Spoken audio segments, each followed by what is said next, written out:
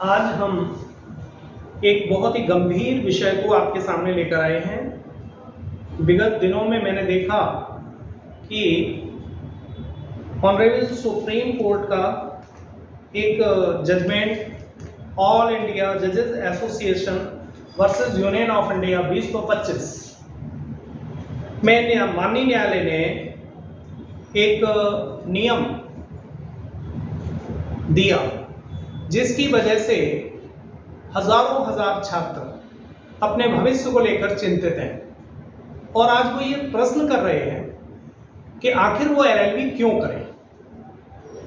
इस विषय को मैंने इस विषय पर मैंने चिंतन किया और आज आपके सामने इस विषय को मैं लेकर आ रहा हूं। मूल प्रश्न यहाँ पर आज ये है कि अभी तक विगत वर्षों में देखा गया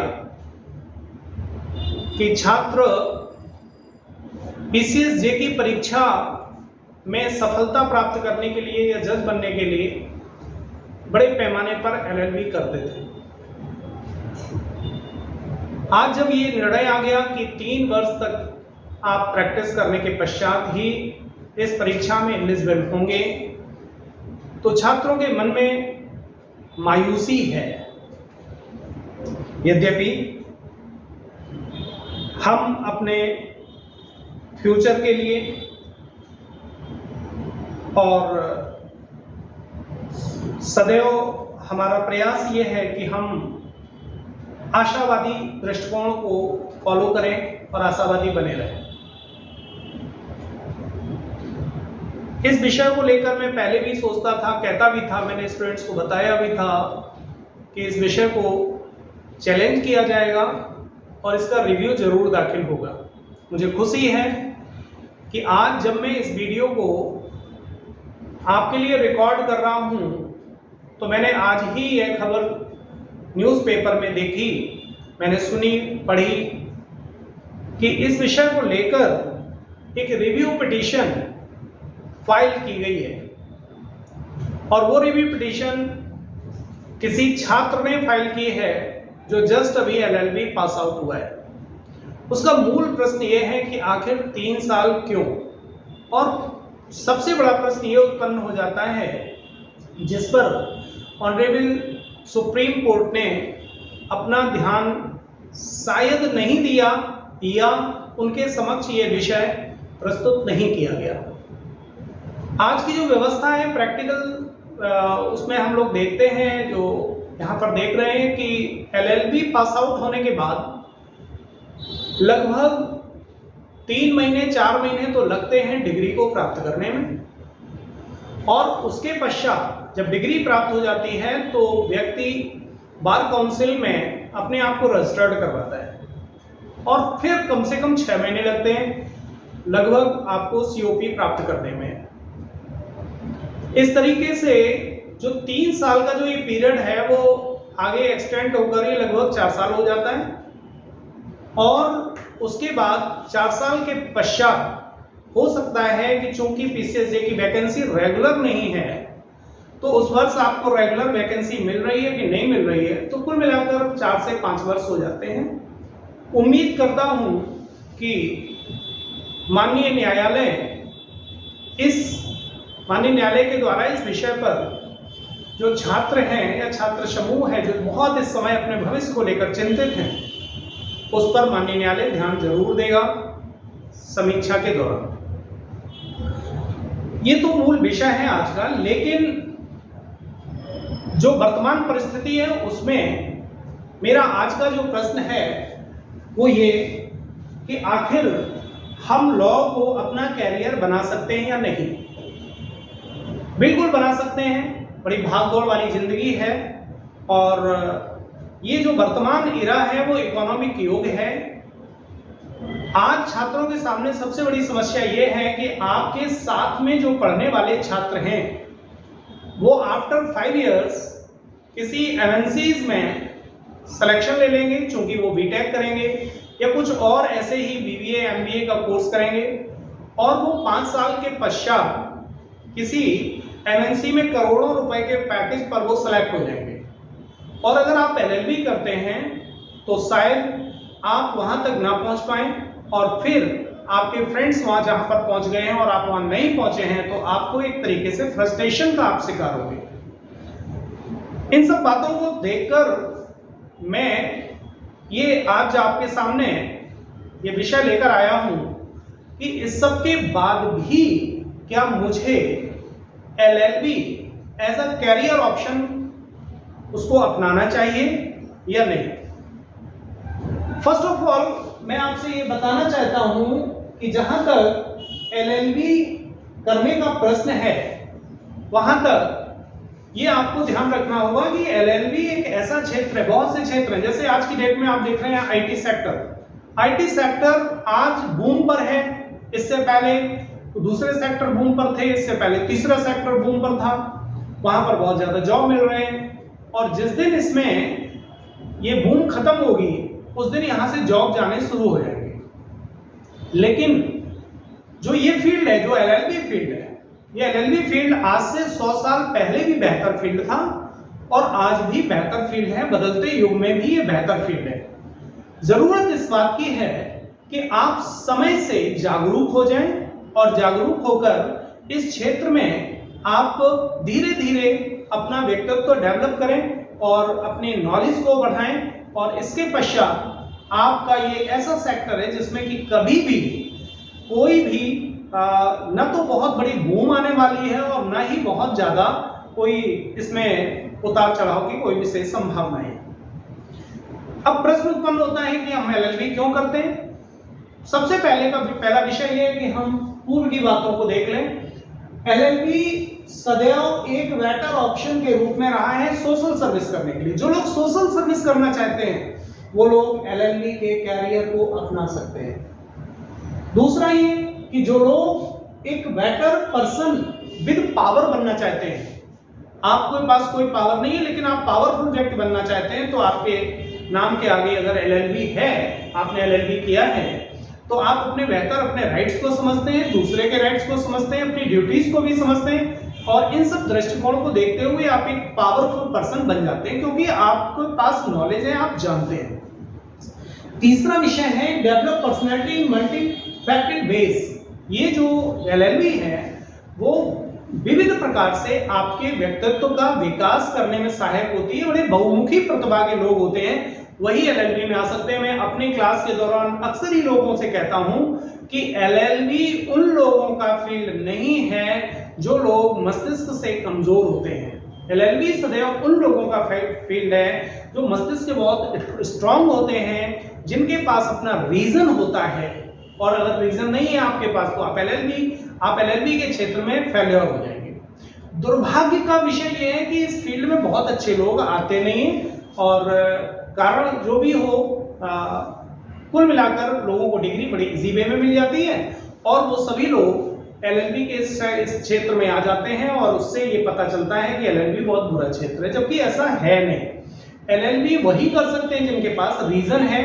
एलएलबी वो कर सकते हैं जो बहुमुखी प्रतिभाओं के धनी हैं, जिसे सब कुछ आता हो, जिसे समाज के बारे में बहुत अच्छी नॉलेज रखता है जो व्यक्ति, वो एलएलबी कर सकता है। और जिसके पास ये सारी नॉलेज नहीं है उसको फिर एलएलबी करने का विकल्प नहीं लेना चाहिए। नेक्स्ट, अब मैं आपसे बात करूंगा कि हमने विगत वर्षों में देखा कि हमारे देश में जो आज की स्थिति है, आज हमारा देश आर्थिक समृद्धि की ओर बढ़ रहा है और हम विश्व की थर्ड इकोनॉमी बनने की ओर अग्रसर हैं। चौथी इकोनॉमी तो बन चुके हैं, आप लोगों को मालूम है, थर्ड इकोनॉमी बनने की ओर अग्रसर हैं। इन सब में हमारे बहुत से जो लीडर्स हैं उन्होंने अपना बहुत बड़ा योगदान दिया है और अगर आप देखेंगे तो वो लीडर्स जो भी हैं वो सभी लॉ ग्रेजुएट रहे हैं। इतना बड़ा कोई भी मतलब देश को अपना योगदान देने के लिए इतना योगदान किसी भी फील्ड का शायद नहीं होगा। अब प्रश्न उत्पन्न होता है कि इस इकोनॉमिक एरा में अगर हम एलएलबी करते हैं और कंपैरेटिव टू कोई अदर कोर्स करते हैं तो क्या बेनिफिट होगा एलएलबी करने से। एलएलबी करने से पहला बेनिफिट यह है कि अगर आपने एलएलबी की हुई है तो पहला सेक्टर आपके लिए, आप बेरोजगार नहीं रह सकते, इस बात की गारंटी है अगर आपके अंदर कैपेसिटी है तो। पहला सेक्टर यह है कि आप लिटिगेशन के क्षेत्र में प्रवेश कर सकते हैं। दूसरा, आप लीगल एडवाइजर बन सकते हैं, किसी भी व्यक्ति को विधिक सलाह दे सकते हैं। आप एक अपना ऑफिस खोल लीजिए और मात्र लीगल एडवाइस करिए, आप कोर्ट में प्रैक्टिस मत करिए। दूसरा कार्य है एकेडमिक फील्ड में, आप एलएलबी करने के बाद एलएलएम करें, एलएलएम करने के पश्चात नेट जेआरएफ क्वालिफाई करें, पीएचडी करें और आप एकेडमिक फील्ड में जा सकते हैं। और एकेडमिक फील्ड में जाने के बाद आप बहुत अच्छा ग्रोथ ले सकते हैं। चौथा ऑप्शन है सर्विस फील्ड। सर्विस फील्ड में आप जज बन सकते हैं, आप एपीओ बन सकते हैं, आप law officer in bank, PSUs, MNCs बन सकते हैं, आप लॉ फर्म ज्वाइन कर सकते हैं, आप आर्म फोर्सेस में जा सकते हैं, आप सिविल सर्विसेज में भी जा सकते हैं। ये सभी सेक्टर एलएलबी के माध्यम से आपको मिलते हैं। तो ये मैंने आपको चीजें बताई जिसकी वजह से एलएलबी करना चाहिए। अब प्रश्न उत्पन्न होता है कि हम ये सारी चीजें अब विद इन टाइम, यानी कि अबाउट सभी की इच्छा होती है कि हम 25 से लेकर 30 वर्ष के बीच में अपने आप को स्थापित कर लें। इसके लिए आपको करना क्या है? आप जस्ट इंटरमीडिएट करते हैं, इंटरमीडिएट के बाद आज की डेट में बहुत से कोर्सेज चल रहे हैं, just BA LLB, BBA LLB, BCA LLB. आपको अपनी रुचि के अनुसार सेक्टर को चुन लेना चाहिए। अब मान लो सपोज दैट आपने बीबीए एलएलबी चुन लिया। बीबीए एलएलबी का मतलब यह है कि आपकी दिशा एक कॉर्पोरेट लॉयर बनने की ओर है, आप कॉर्पोरेट लॉयर बन सकते हैं। बीबीए एलएलबी अगर आप चुनते हैं तो पहली आवश्यक बात यह है कि आप इस 5 वर्ष में समय का सदुपयोग करें, आप अपने समय को बर्बाद न करें, आप अपने जो विषय हैं एलएलबी के और बीबीए के उन पर थोरोली उनका अध्ययन करें, उन पर अपना कॉन्सेप्चुअल नॉलेज दुरुस्त रखें। अगर ये सब कुछ आप करेंगे तो इससे क्या फायदा होगा? आप जब एलएलबी पास आउट हो जाएंगे तो तत्काल प्रभाव से आप AIBE का एग्जाम दे दीजिए और अपने आप को एज अ लॉयर रजिस्टर्ड करवा लीजिए। देन आफ्टर आप इस रजिस्टर जब आप करवा लेंगे, इस बीच में आपके पास टाइम होगा, आप मास्टर्स के लिए अप्लाई करिए, आप LLM कर लीजिए। जब तक आप LLM करेंगे उसी बीच में आपको नेट क्वालिफाई करना है, JRF आपको होना है। अगर आपने 5 वर्ष का सदुपयोग किया होगा तो आप नेट भी क्वालिफाई कर पाएंगे और JRF में भी आपका सिलेक्शन हो जाएगा। इसके पश्चात आप PhD करने लगेंगे। PhD के दौरान उसी बीच में PhD के साथ साथ आप अपनी प्रैक्टिस को कंटिन्यू रखेंगे। आपकी प्रैक्टिस का जो 3 वर्ष का समय है, 4 वर्ष का समय है, वो पूरा हो जाएगा। देन आफ्टर आपको जजेस की परीक्षा पर बैठने का अगर अवसर मिलता है तो आप उस परीक्षा को क्रैक करिए। अगर मान लो बाय द वे 4 वर्ष बीत चुके हैं और आपको लगता है कि आप जजेस की परीक्षा में शायद सफल नहीं हुए या आप रह गए हैं, तो एक बहुत अच्छा ऑप्शन आपके पास रहता है, वो ये कि आप 1 वर्ष सुप्रीम कोर्ट में प्रैक्टिस कर लीजिए किसी सीनियर लॉयर के साथ, और उसके पश्चात आप सुप्रीम कोर्ट में एडवोकेट ऑन रिकॉर्ड परीक्षा देने के लिए एलिजिबल हो जाएंगे, जो परीक्षा प्रति वर्ष होती है। आपको अगर आप इस पर रिसर्च करेंगे तो आपको पता चलेगा कि इस परीक्षा में लगभग 150 से 250 स्टूडेंट प्रति वर्ष क्वालिफाई होता है। ये परीक्षा क्वालिफाइंग है, एक परसेंटेज है, उस परसेंटेज को अगर आपने क्रैक कर लिया तो आप वहां पर क्वालिफाई हो जाएंगे। AOR बनने के बाद आपके पास बहुत बेहतर ऑप्शन होंगे। पहली चीज यह है कि सुप्रीम कोर्ट में किसी भी केसेस को अगर दाखिल कर सकता है, कोई भी प्लीडिंग ड्राफ्टिंग कर सकता है, तो वो मात्र और मात्र AOR है। यह सीनियर एडवोकेट है। सीनियर एडवोकेसी के लिए आपको 10 वर्ष 15 वर्ष और उसके पश्चात वो आपको टैग मिले तब। अदरवाइज इनिशियल स्टेज में आप AOR के रूप में अपॉइंट हो सकते हैं और अपनी ये फाइलिंग कर सकते हैं। आप ही ऑथराइज है, कोई दूसरा ऑथराइज नहीं होगा। ऐसी स्थिति में आपको बहुत से एडवोकेट्स मिल जाएंगे, बहुत से ऑफिसर्स मिल जाएंगे, जहां पर आप फ्री हैंड वर्क कर पाएंगे और बड़े इजी वे में, मुझे ऐसा लगता है जो मेरी अपनी रिसर्च है, बहुत ही इजी वे में आपको 1 लाख से 2 लाख 2.5 लाख 3 लाख रुपए पर मंथ आप बहुत ही इजी वे में इस रास्ते से कमा सकते हैं। इस तरीके से आपकी जो एज है, आपने 18 ईयर पर 17 ईयर और 18 ईयर पर इंटरमीडिएट किया, आफ्टर 10 ईयर आप AOR हो गए और इस पीरियड में जो टोटल आपकी एज है वो 28 ईयर्स है और 28 ईयर्स में आपकी कैपेसिटी होगी लगभग 2 लाख रुपया महीना या 24 से 25 लाख रुपए 30 लाख रुपए का पैकेज।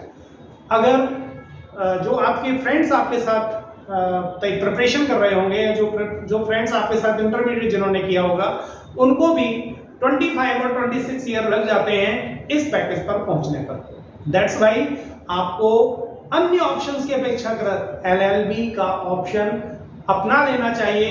ये ऑप्शन ना पहले बुरा था ना आज बुरा है और इसमें 100% इस बात की गारंटी है कि अगर आपके अंदर कैपेसिटी है तो आप कभी भी बेरोजगार नहीं रह सकते, कभी भी इसमें उतार और चढ़ाव का दौर नहीं आने वाला।